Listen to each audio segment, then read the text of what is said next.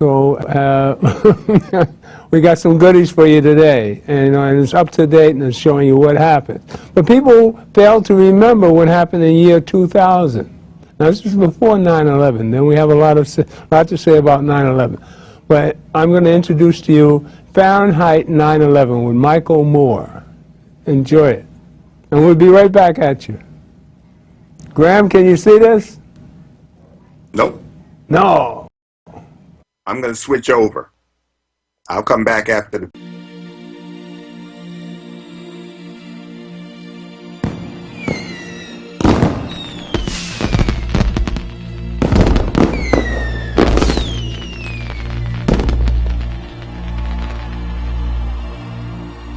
Was it all just a dream?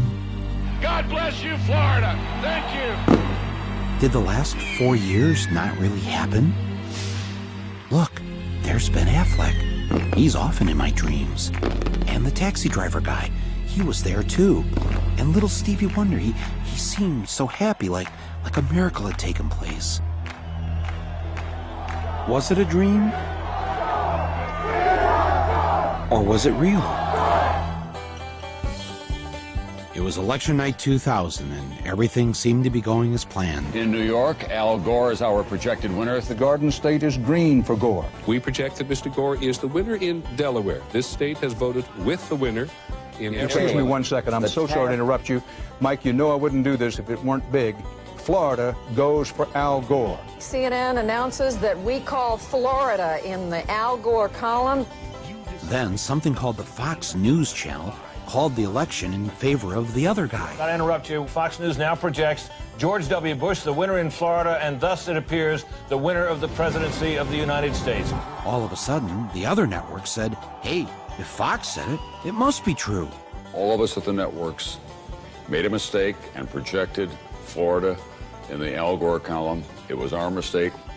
Now, what most people don't know is that the man who was in charge of the decision desk at Fox that night, the man who called it for Bush, was none other than Bush's first cousin, John Ellis. How does someone like Bush get away with something like this? Well, first, it helps if your brother is the governor of the state in question. You know something? We are going to win Florida. Mark my words. You can write it down. Second, make sure the chairman of your campaign is also the vote counting woman, and that her state has hired a company that's going to knock voters off the rolls who aren't likely to vote for you. You can usually tell them by the color of their skin. Then make sure your side fights like it's life or death. I think all this talk about legitimacy is way overblown. And hope that the other side will just sit by and wait for the phone to ring.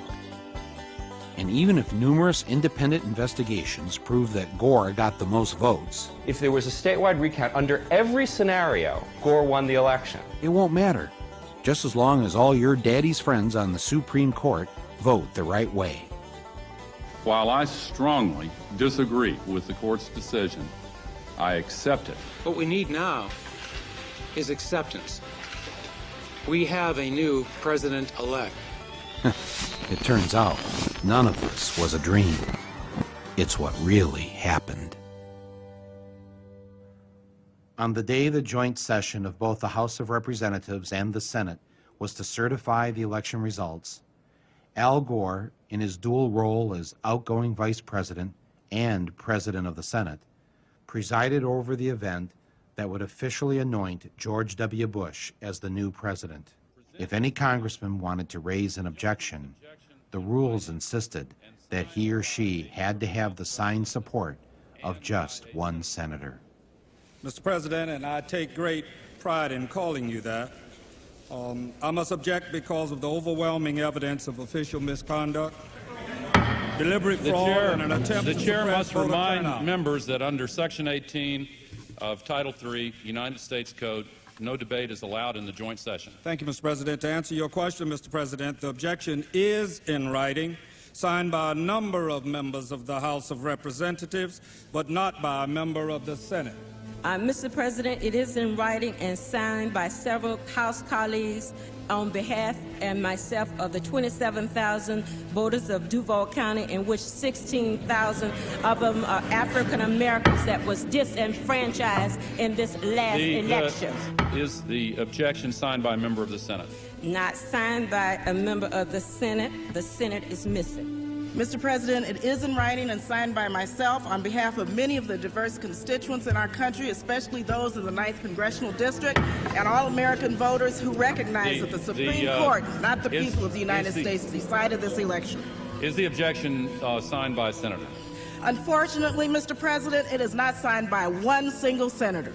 Unfortunately, I have no authority over the United States Senate, and no senator has signed. Mr. President, it is in writing and signed by myself and several of my constituents from Florida. A senator is needed, but missing.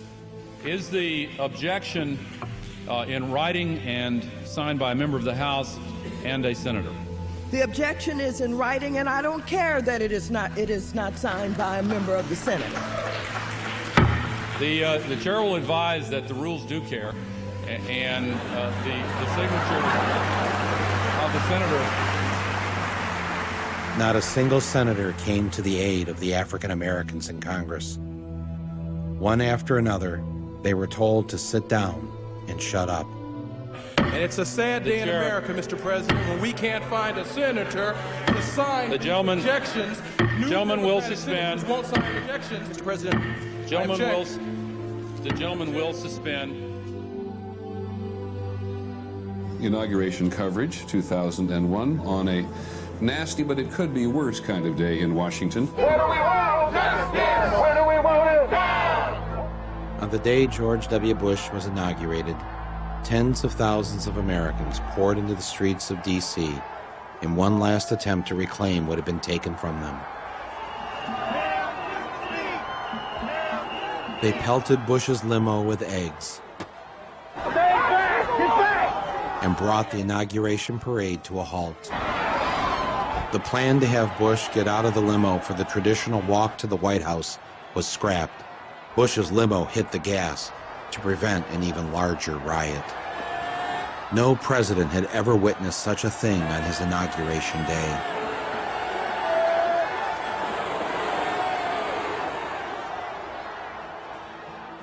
And for the next 8 months, it didn't get any better for George W. Bush. He couldn't get... Welcome back. As you see, very interesting. Now, this is 16 years ago, right? Now, we showed how, Jeb Bush actually helped steal that election for his for his brother. Now they're in South Carolina now claiming that there was nothing wrong with 9/11, that there was weapons of mass destruction was a big lie, and Trump, as crazy as he sounds, is telling the truth. Welcome today, my old brother, Mr. Brown, Leroy Brown. Yes, you see, we're getting old. Leroy Baylor. Oh, man. But they know me as Black Leroy. Black Leroy. All right. Welcome, my brother. You hear that? You. We're getting old. I mean, I'm getting old. My mind is... Oh, you've done a lot of things. Yes. But this I remember quite well. I remember this movie, and it's quite a bit in here. And what do you recollect about the election in year 2000? The two elections, one was stolen in Florida, the other one was stolen in Indiana. Right. And in terms of that, the mobilization of the student body in Florida was tremendous. And the fact that they had this list of so-called felons. Right. And on that list were individuals who were not felons at all, but they were on that list. And I was disappointed. I'm dealing with that first election. I was very disappointed that the civil rights leaders who had, quote, pursued a protest on that, they came back with the empty. They came back with promises because in the next election, those names were still on the felon Right. list. Oh, 2004. You're talking about this. It was still there. It was still and it you know, I'm saying, wait a minute, you know, but there was no protests over that we heard of, because in terms of media, we have to really support media such as the Gilchrist Experience and Nat Wood and others, and MNN, because without without the access of MNN and other accesses, we just won't get bits and pieces of information, WBAI, et cetera. But that was what I remember from the first election. Then in Indiana, it was stolen by way of the Secretary of State. Right. It was a black guy, can't remember his name. It's 204. And 208, the following, what? 204. Bush 2000. Jr. was in 2 elections. That 2004 and 2000. And 2000. Right. Okay. And because for me it's been a continuation, there's been no abrupt distinction between all of those administrations in terms of the policies enacted, but that's neither here nor there. Indiana, the second election, that was stolen, and quote, nothing was done about it. It's the stealing of elections. I happen to have done an interview, a series of interviews with a man who wrote a book called Vote Scam. And it was written by a gentleman, his name was Collier. And he and his brother had discovered how they were robbing or stealing elections in Florida with the regular voting machines. And he said, this is way before the electronic voting machines came in action, but the book is Vote Scam. And he said, look, if you get the electronic voting machines, he said, you can forget about it. You can forget. Okay. Now, there have been maybe 2 or 3 books written in the current period. This is 2016. There may have been, I haven't read them yet, but in 2015, there were at least 2 books that have come out on how they steal the electronic machine voting. And with the regular machines, the pull the lever bad boys, those were being stolen. Programmed in advance.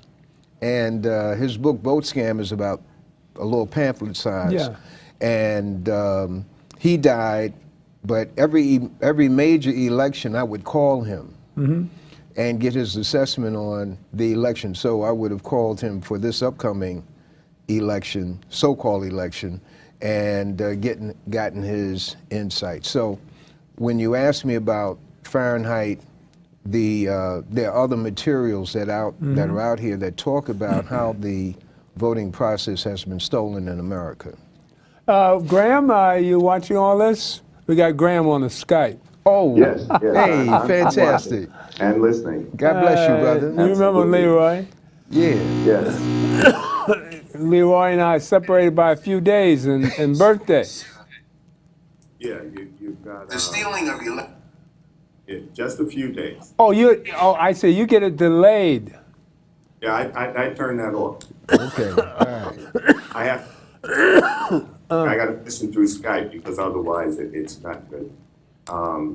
Yes, we have over the years, when they came out with and I agree with what Brother Leroy said, the electronic machines, I have no faith in. Everything is co-opted electronically. If people can hack into the Department of Defense websites, wait, there's no way in the world that you can think that you're voting and that your vote is secure. Right. Looking at this election, even today, or it was last night, President Obama said there's no way that Trump will become president. He has more faith in the American public. My grandson's coming.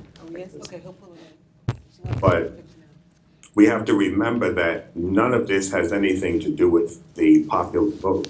It electoral college that determines who the president is. This is not a democracy. Your vote does not count.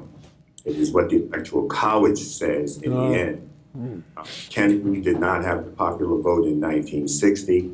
He had the electoral votes, which gave him the presidency. And there are areas wherein Hillary Clinton unquestionably defeated Barack Obama, but he was able to rack up more electoral votes. Right. And that's what gave him the presidency. So these voting machines, you know, they're part of an illusionary process whereby people think, we all think, you can vote for a mayor, you can vote for a governor, but when it comes to the presidency of the United States, that they don't leave that up to the people. That's left to a select group to determine that person, regardless of what the general public thinks or wants as a president, whoever they may want. Did you notice in the scene in the Senate where Al Gore was president of the Senate and he's banging, telling these black people to keep quiet and not protest for him being ripped off from becoming president? Now, what was that like? That says a lot. Weird. The inner workings of government. If he really wanted to be the president, if he was serious about it, he would have put up a fight. You know, people contest elections over 1,000 votes, 2,000 votes, even 2 votes, you know, but there was nothing that Al Gore Why do you think that happened? I think he was told to keep his mouth shut or he'd get whacked in the head with something. That's it, right? It seemed that way. And not one senator would protest. Not one senator out of 50 would say anything. Well, you remember what happened to Martha Mitchell. So when you open your mouth, you suddenly come down with some type of illness and you're dead in 2 months. And your spouse will just be looking on without a tear in their eye. You know, so it was very evident in the way that Al Gore handled that session and the way that the black members of the Senate were treated. And they were disenfranchised. Definitely.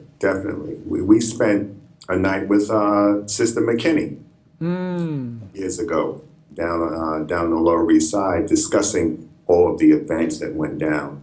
And it's very evident that the electoral process on the federal level is very questionable, even now looking at the installation of the next Supreme Court Justice of the United States.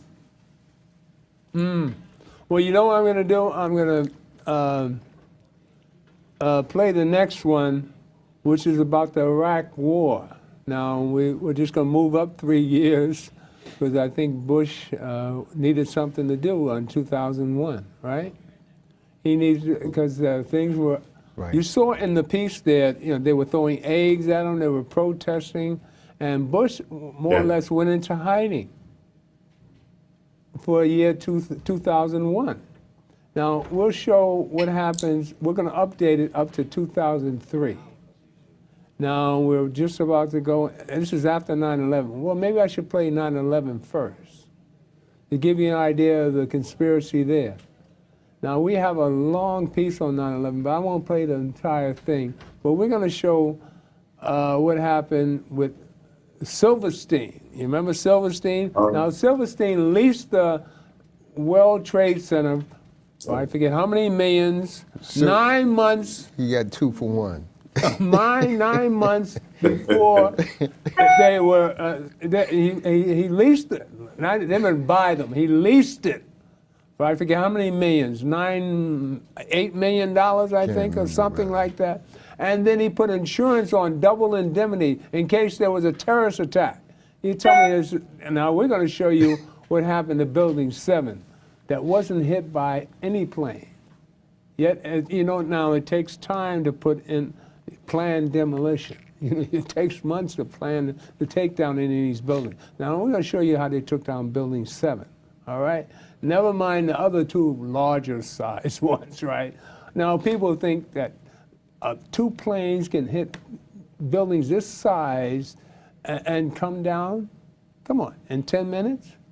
Now, we're going to show you the buffoonery of all the jive stuff we've been fed. Now, black people, wake up. Now, we know the deal, all right? But the rest of the planet's running around like a 9/11 was knocked down by 2 planes? Come on. It's a big lie. And now we're seeing in this election all these lies are being told. And Trump, a New Yorker, screaming the loudest. But he's telling you about the real deal. All right, now we're going to tell the real deal about 9/11. All right, now run that piece. We'll be right back at you. A few seconds, he took his hand off, and you heard 3, 2, 1, and he was just saying, just run for your life, just run for your life. And then it was like another 2, 3 seconds, you heard explosions, like boom, and it's like a distinct sound. This was boom, and like you felt, sounded like a countdown. And at the last few seconds, he took his hand off, and you heard 3, 2, 1, and he was just saying, just run for your life, just run for your life. And then it was like another 2, 3 seconds, you heard explosions, like boom, and it's like a distinct sound. This was boom, and like you felt a rumble in the ground, like almost like you wanted to grab onto something.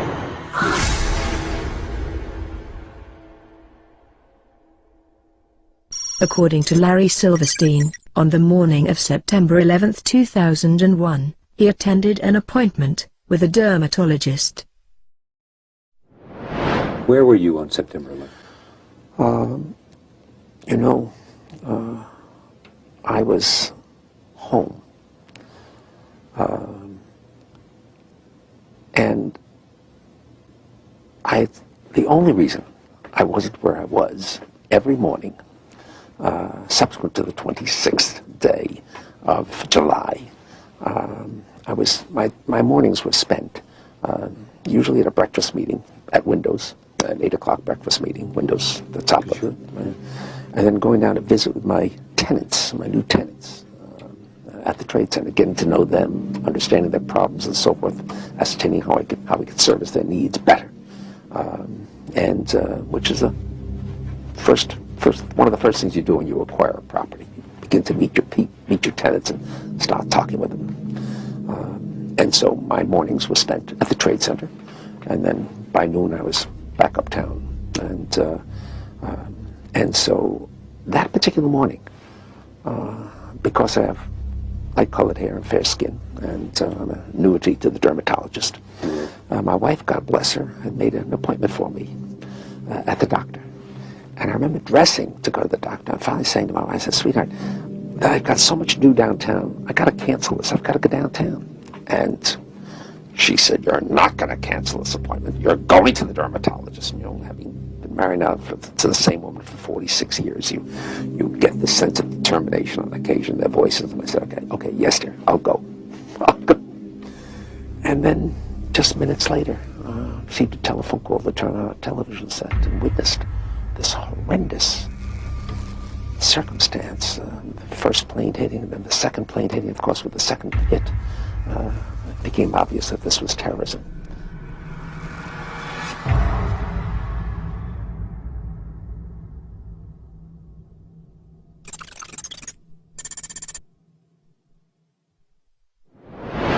I remember getting a call from the fire department commander telling me that they were not sure they were going to be able to contain the fire. And I said, we've had such terrible loss of life. Maybe the smartest thing to do is pull it. And they made that decision to pull, and then we watched the building collapse. 3 years later, Silverstein issued a statement claiming that he had used the term pull it to refer to pulling the firefighters out of Building 7. But there are several problems with Silverstein's explanation. According to FEMA's building performance study, firefighters were never in the building.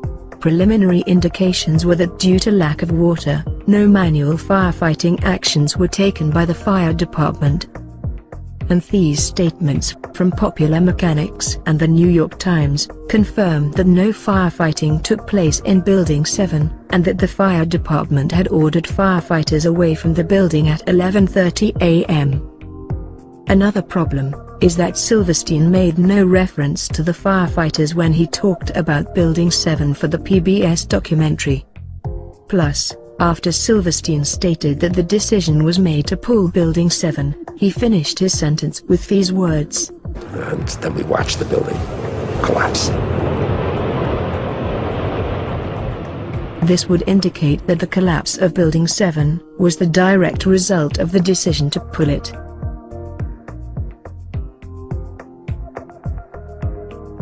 As a successful property developer, Silverstein would have gained considerable experience in hiring contractors to carry out controlled demolition of buildings.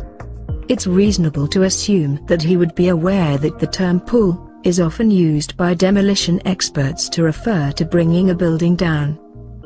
For example, here's Ground Zero's post-disaster wrecking crew talking about preparing to demolish Building 6.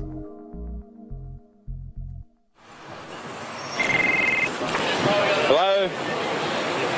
Oh, we're getting ready to pull Building 6.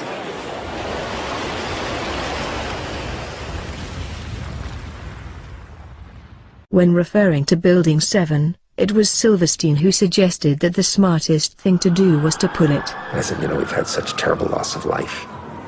Maybe the smartest thing to do is pull it. And because Silverstein has more knowledge of controlled demolition than he does of firefighting, it is reasonable to assume that he was referring to pulling the building down. In an article titled "Shame on Jesse Ventura," Fox News journalist Jeffrey Shapiro confirms that Larry Silverstein had controlled demolition on his mind on September the 11th. And it was no secret to police and others on the ground that day. Shapiro stated that on September the 11th, Larry Silverstein was on the phone to his insurance carrier to see if they would authorize the controlled demolition of Building 7. This revelation causes yet another problem for the official story. How could Silverstein expect to carry out a controlled demolition? I think we've made it quite plain that this is a scam, this whole thing. Now, that was just Building 7. Now, what happened to Building 1 and 2? I won't go over that because I've gone over it enough. And you know that was all planned demolition, 1 and 2 and 7. Now 7 is so ridiculous. The reason why I bring this up, this was 5:30 in the afternoon. There was no firefighting in there. There was no loss of life. But you had the Enron records in there, and you had all sorts of important documents in that building. That's why it was pulled. So this is a scam by the insiders, whoever, Illuminati or whatever. Yeah, I mean, we can just use our vivid imagination to understand that this man received $9 billion as a result of these two buildings being down by fire and a war in Iraq. He has a new building going up on Church Street right now that will probably be finished this year, a high-rise building just 2 blocks north of the Trade Center. That he has. You know, this guy has made out like a fat cat in a cheese factory or a rat factory. There are other things that went on. I was working at Ground Zero on a private contract. And an interesting fact was that they didn't want black welders on the site. Oh, really? And they had told, if I remember correctly, it was Dr. D's son. They told him to beat it. They hired their own. They said, they will take care of this. We don't need any of you here, which was good because he didn't need to be down there getting cancer or anything else working on the site. Right. So what was going on? The U.S. Army had to come in and escort or order the quote-unquote personnel off the site at one time because little known to the general public, the U.S. Treasury vault was in the World Trade Center tower. The U.S. Treasury Department had an office in the World Trade Center, and they had a gold vault in the building. And so the firemen tried to break in there? Did you tell me that? They tried to break into that vault, and the military came in, escorted them off the site. Okay. The military extracted the vault and told them anything else they find they can keep. But the gold bullion was going with the U.S. Army. There were fire trucks, which were crushed, that I saw, that had obvious stolen merchandise, clothing and different things with the labels still on them that were stashed in the fire trucks. from the Gap or whatever stores they stole them from. There was one bank that had been looted by the firemen or policemen or whoever came through. They stole PDAs, laptops, and all types of equipment from the building. And we had to secure that building for them because there were trillions of dollars in bearer bonds, which were on the trading floor in the dust. And if any of those guys had retrieved one of those bonds, he could have cashed them in for the face value of the bond. So there was a lot that was going on down there. And we do know the buildings didn't fall because of the airplanes. So that had nothing to do with anything. So take it away, Winston. Well, there's so much to talk about. But what I'm amazed at is how everybody so conveniently forgets about all this. And what's so important about what's happening now is the Supreme Court and how they're treating Obama. Now, they were treating nobody else unless if he wasn't a black man, I'm sure he'd be better. We would have a better scenario here. But we need this appointment to the Supreme Court. So maybe we can turn some of this around. Well, the court opens next week, and this is the thing. The Supreme Court reconvenes on next Monday. Right. And for them to render a decision, they cannot afford to have a tie vote. That's Right. why there's an odd number of people in the Supreme Court. And Right. for the likes of that thin-lipped guy in the Senate saying that they're not going to allow the president to appoint anybody is ludicrous. It is obstructive. These Republicans have continuously shown for the last 8 years their treasonous behavior with regard to the welfare of this country and the total disregard. Today, Joy Behar said very candidly, she said, I will say this as a white woman, this is all being done by a group of racists. She said very clearly. She said it's all because Barack Obama is a black man. Amen. So we know what the deal is. That's right. The elephant is in the room, and no one has dealt with it for 300 or 400 years, and it's continuing to affect the progress of the country. And that's why this country is in the condition it's in, and will continue to stagger along. And the fact that he's going to leave and they're going to bring somebody else in, whoever that person might be, until we start dealing with our racial problems, we're not going to be able to progress fully as a nation. Well, my main problem is how we get along as a people. And there should be some way that we can reconcile whatever differences we have amongst each other, because we know the truth. We're taking all the licks. Matter of fact, I watched a documentary of the Black Panthers last night. And I saw how Eldridge Cleaver was sitting in Africa bad-mouthing Huey. I mean, it was terrible. When you got down to it, he was safe, or maybe even paid by the FBI to say what he said. He's talking about armed resurrection, and they're speaking peace here in America. So he's safe over there. Everybody's being gunned down here in the street. But then again, I saw the beginning of it when it started out in Oakland, and the brash way they strolled into the State Department with their guns is beyond me. I mean, I don't know how you expect to get any kind of freedom if you're going to go into the state building with guns in your hand. Now, this is 1967. Well, we saw the same thing this year out in, where was it, Idaho? Or but they were white. I mean, come on. Yeah. Black folks can't get away with that. They did the same thing, and you had very little damage. Well, we understand the difference in the color, though. I understand the difference in the color. But white people can get away with that, but we can't. Well, that's the point I'm making. Right. The point I'm Exactly. making.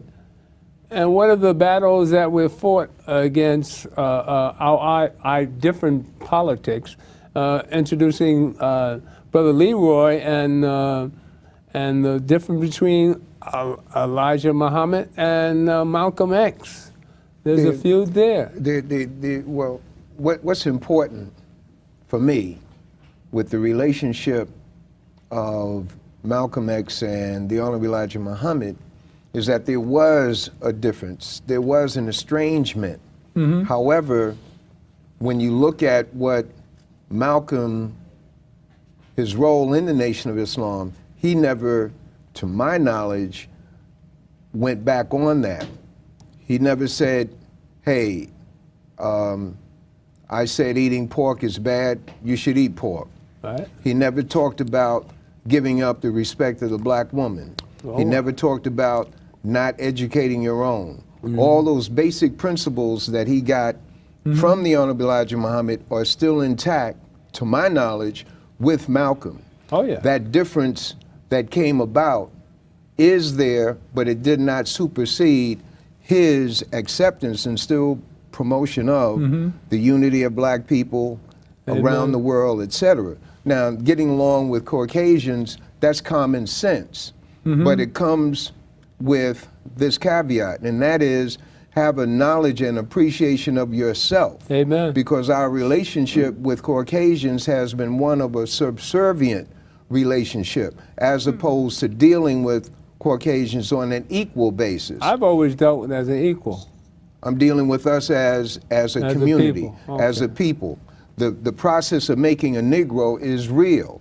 There are those of us who escape that process, either at the very inception of our birth or eventually in terms of coming into contact with teachings, whether it's from Malcolm, whether it's from the Black Panthers, SNCC, etc.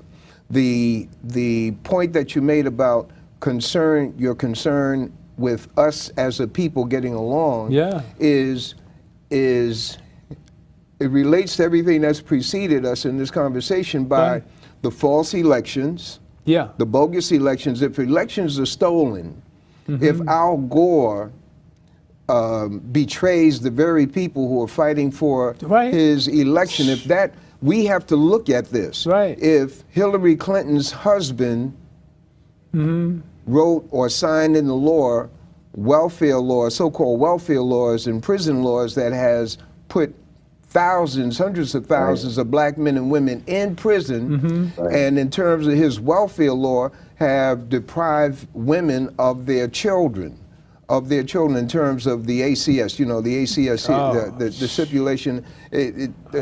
Sharon Salam informed me of that, and she can explain it better than that, better than I can. But when you look at the record of the Clintons, and then Hillary Clinton said about Libya, she said, we came, we saw, and he died. She's talking about Gaddafi.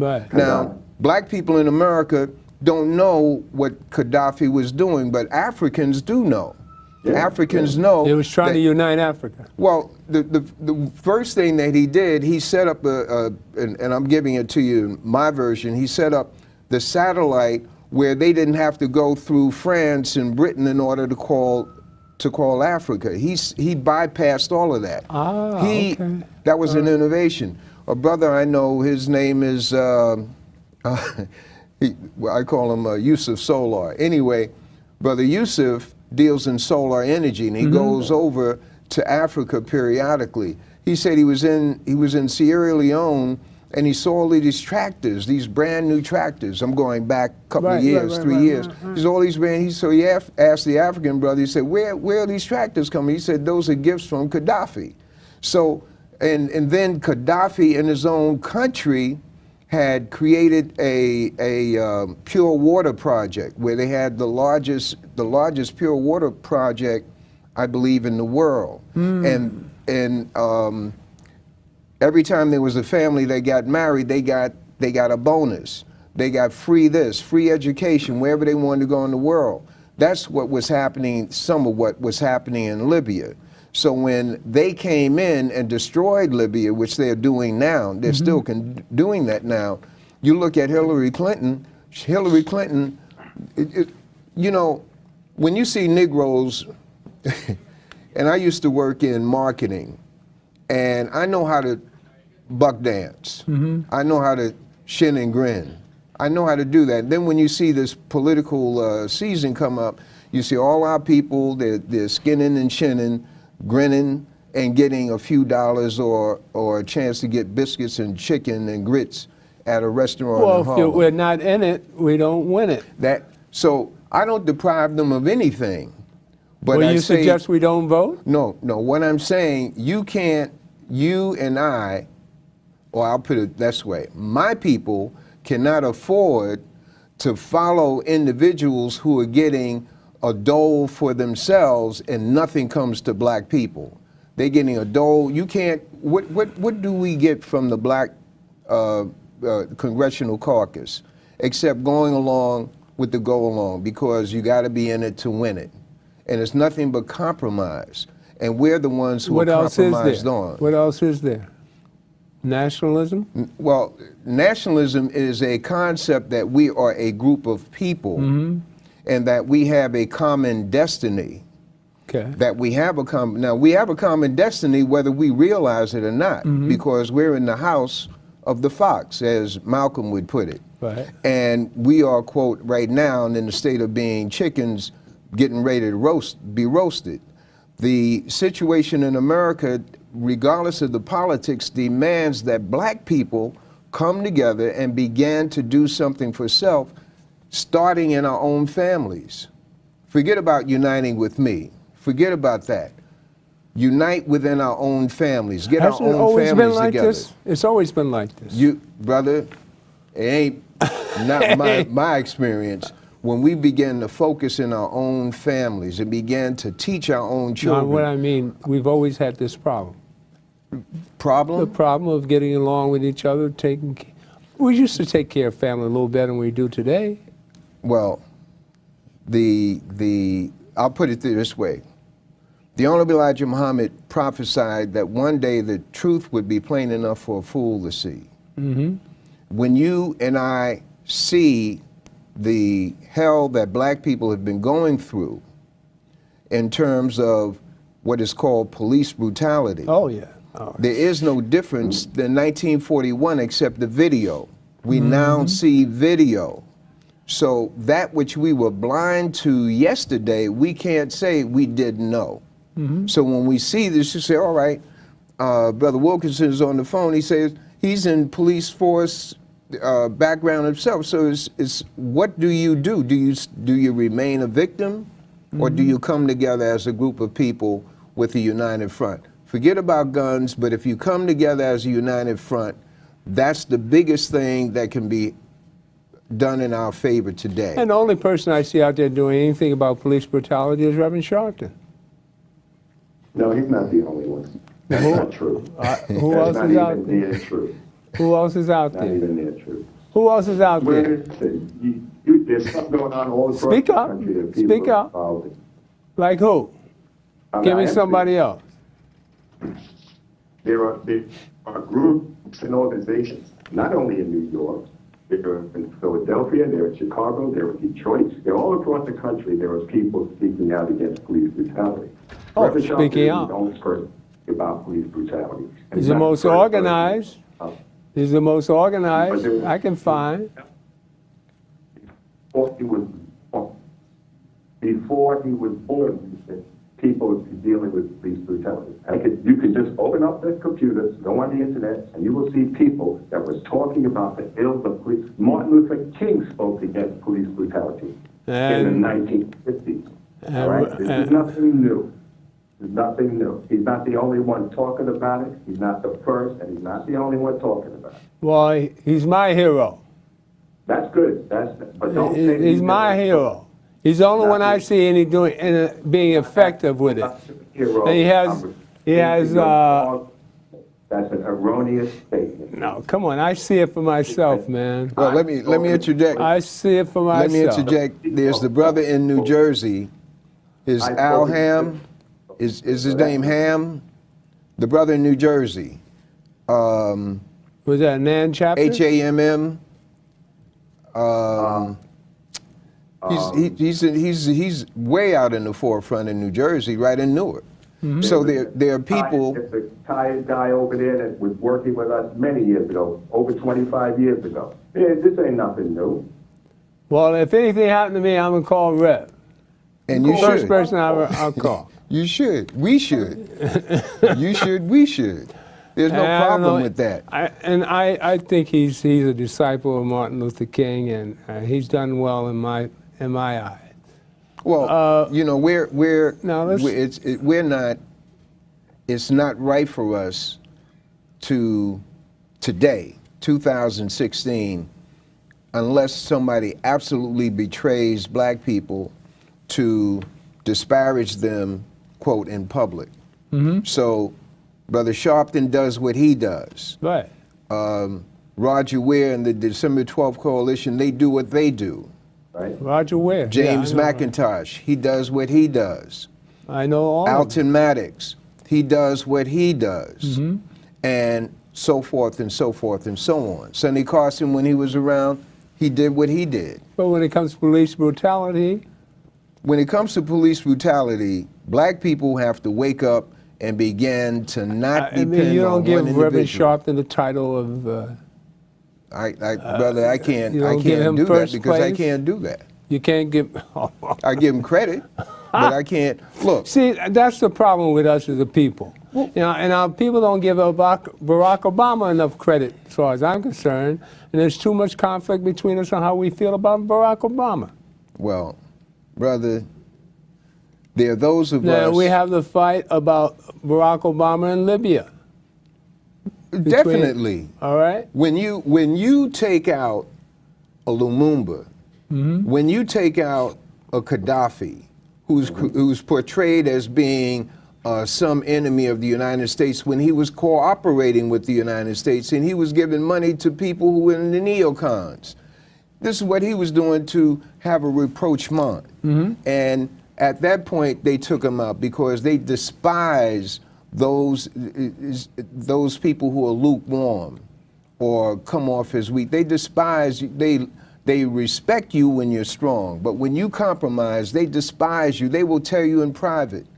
They would tell you, hey, I liked you, Winston, up until the time when you started having vanilla ice cream instead of so and so and so. So they despise you. So the Honorable Elijah Muhammad, during Black History Month, there is a group at the, I'm just sliding over, brother, for the moment. There's a group of faculty, staff, and students at Manhattan, Borough of Manhattan Community College who are having a public event Tuesday, February 23rd. Okay. And it is a salute, in effect, to the Honorable Elijah Muhammad's work in America and his impact in America and beyond. The program is geared to impress our people with the works that he's done, because in terms of looking at Black History Month, there are black men and women who are very obviously invisible. Marcus Garvey, Harriet Tubman, Nat Turner, David Walker. These are individuals, some of them who are invisible. And when I say invisible, you never hear them spoken of. So it's the responsibility of people who looking at history in a very serious way to say, all right, let's pick one of them, and that the Honorable Elijah Muhammad is one. It's a public event, it's 6 p.m., admission is free, and it's a full agenda, it's question and answers, there's a panel discussion, and it's being done to set the record straight, so to speak, on the Honorable Elijah Muhammad's contributions to black consciousness in America and the presence of Islam in the black community. Okay. So that is something, and we have to have discussion groups. Like this is, you know, cable, public and whatnot, but we have to have discussion groups where we discuss what we have to do and what we can do. Not totality, dealing with the whole plate or formula that is in front of us, but we have to deal with what piece can I do? What piece can Winston do? Nat Wood do? They can deal with communications. Others can deal with another aspect of our survival. Right. So the appreciation of the Honorable Elijah Muhammad is something that I will always promote, because when I know that I've soldiered with brothers and sisters, brothers primarily who have been former addicts and former jailbirds, but you would never know it. You would never know it. When you look at the Honorable Elijah Muhammad, he's the one who coined the phrase, respect and protect the black woman. And when women out in the street see the FOI, they feel a little bit safer when the brothers are present, and just by seeing them. So these are things that can be duplicated by churches and whatnot, the program of the Honorable Elijah Muhammad, which Reverend Youngblood has done in Brooklyn. he talks openly about studying the Nation of Islam and saying, how is it that they attract so many men? And he incorporated what he calls the formula that he observed in the Nation of Islam in his churches. And when you go to St. Paul's Community Baptist Church in Brooklyn, which he's no longer at, but which he basically resurrected in spirit, you see men involved. Well, I see once Reverend Sharpton and the nation get together, they come out for police brutality, and Reverend Sharpton is usually the person that brings everybody together when it comes to what that's his role. To bring that's people his role. together. That's Reverend his. Youngblood. Yes. Is at Reverend Youngblood is at Mount Pisgah now. Yes. DeKalb and Tompkins, and as a matter of fact, on the 28th, Reverend Jeremiah Wright will be speaking there that afternoon. Wow.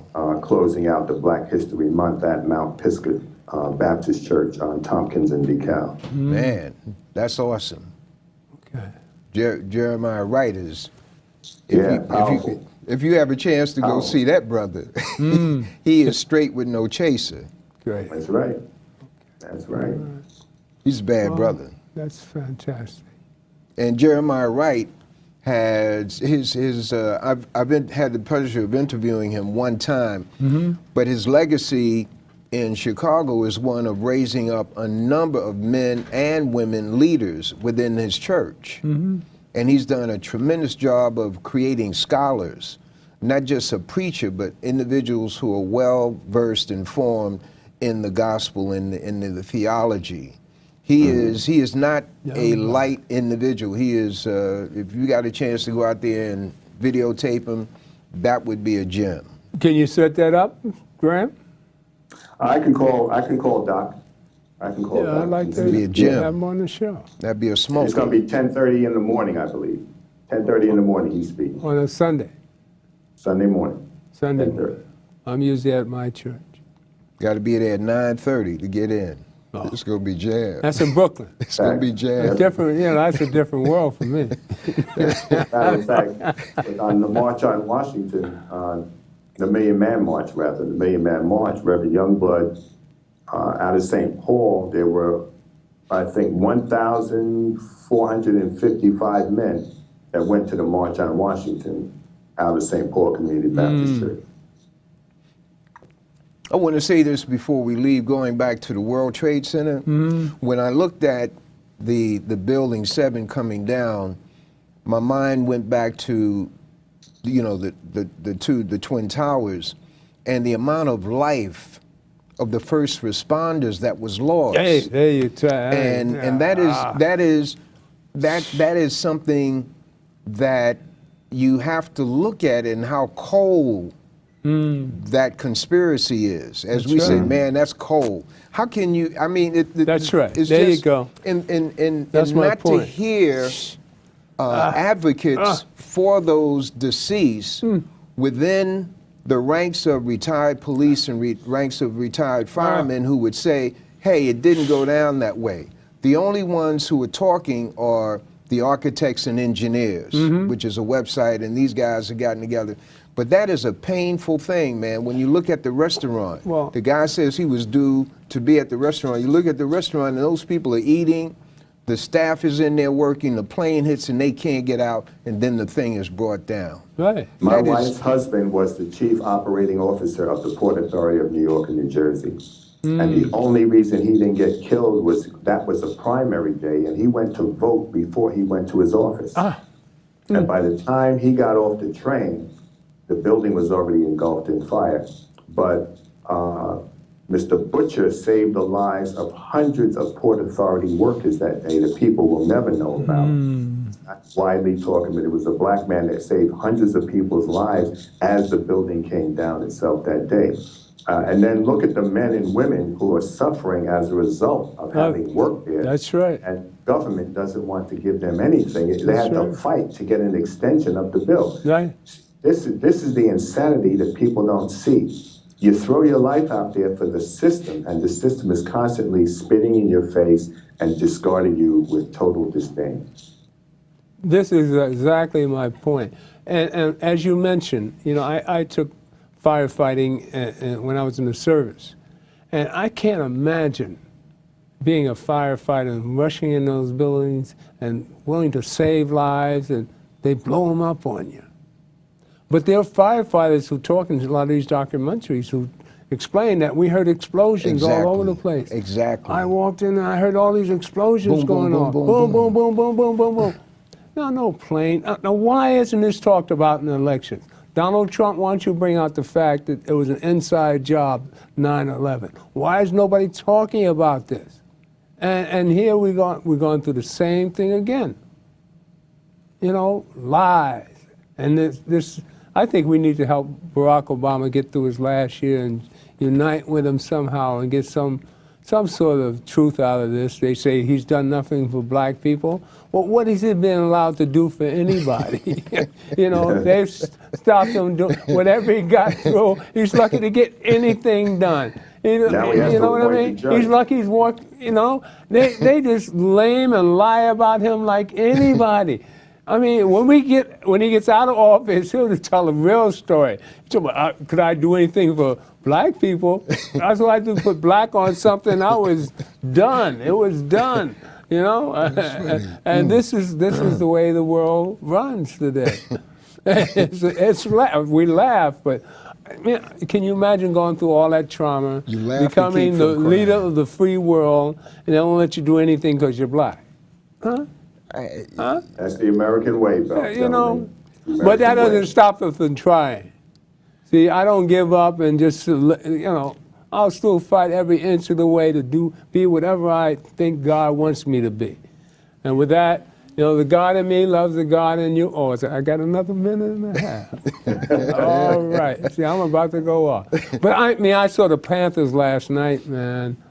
And I just saw the conflict between Eldridge and Huey, man, and it blew my mind because I didn't know about that. But to see Eldridge Clay sit back there in Africa and badmouth because he was getting paid. What is important about that episode is that you can use the Black Panthers as a foundation for studying COINTELPRO. Yeah, exactly. And when we study COINTELPRO, we will see what is happening. It's never stopped. Right now. So when you talk about division, us getting together, we have to do that in overcoming the traps that are laid out there by COINTELPRO. That's right.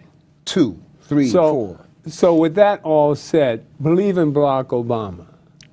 He's a real brother. Power to the people. And let's unite. And God bless you. The God in me loves the God in you. And stay tuned for more of the Black experience of the Gilchrist Experience. And God bless you. Thank you for coming, brother. Thank you. Thank you. And him and I are going to be 75 years old in a couple of months. Here's the 75, right, brother? The 75. 75. And grown and still chasing women, huh?